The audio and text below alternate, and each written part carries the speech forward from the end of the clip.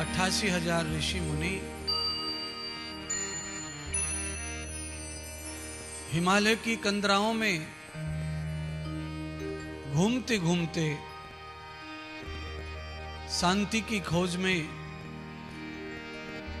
महात्मा सूत जी के आश्रम पहुंचे और महात्मा सूत जी के आश्रम में 88,000 ऋषियों ने जाकर देखा। वहां शिव कथा सूत जी गा रहे हैं, शिव कथा सुना रहे हैं। 88,000 ऋषि बहुत अशांत जीवन जी रहे थे। लाला थोड़ा आवाज बढ़ा, इसमें आवाज बंद है।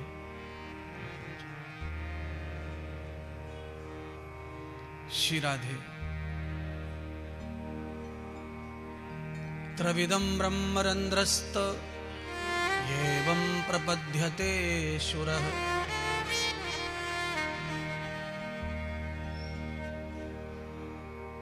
देवता पहले से ही वहां पर कथा के लिए विराजमान थे।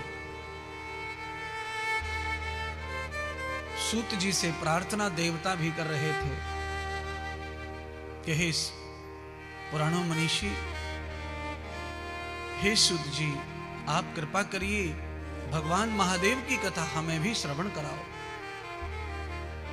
तो सूत जी ने कहा कि तुम्हारा भाग्य कथा श्रवण का नहीं है और तुम्हें यह सुअवसर नहीं प्राप्त होगा। देवताओं ने महासूत जी से कहा, त्वावते अमृतम त्वयाम एवं युक्त प्रपश्यता आचमनम कृतम द्वैताम सर्वे अमृतो विभम। जिस अमृत को पीकर हम सब अमृत देव हो गए हैं, अमर हो गए हैं, वह अमृत हमारे पास और भी शेष है। इसलिए हे महामुनि, ये अमृत आप भी ले लो और इन ऋषियों को भी पिला दो, जिससे आप और ये सब अमर हो जाएंगे हमारी तरह। पर हमें कथा श्रवण कराओ। सूत जी ने फिर भी कहा कि अमृत के बदले भी कथा अमृत में नहीं मिलेगा।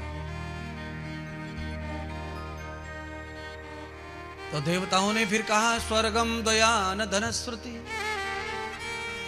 स्वर्ग में जो कुबेर का खजाना है, वो कुबेर का खजाना भी हम आपको प्रदान करते हैं, पर आप हमें शिव कथा श्रवण कराओ।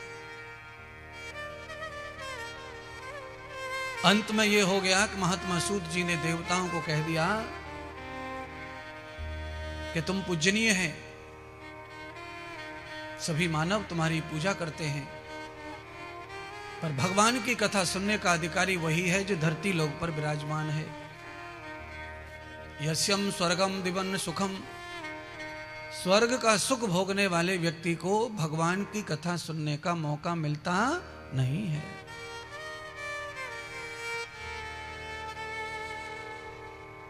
तो आप सभी अब इतना तो अपने आप पे गर्व करो। सभी लोग जो भी यहां बैठे हैं या जिनके कानों में आवाज जा रही है, आप इतना गर्व अपने अंदर करो। आज इस समय 1 से 4 बजे का जो टाइम है, वो आपके लिए इतने गर्व का है अंतर आत्मा से कि जो कथा देवताओं को दुर्लभ है सुनने के लिए, वो कथा सुनने को तुम्हें अवसर दिया है भगवान ने। तुम्हारे कानों में वो कथा पड़ रही है। अमृतम सुरम, सारा अमृत देवता देना चाहते हैं कथा के बदले में।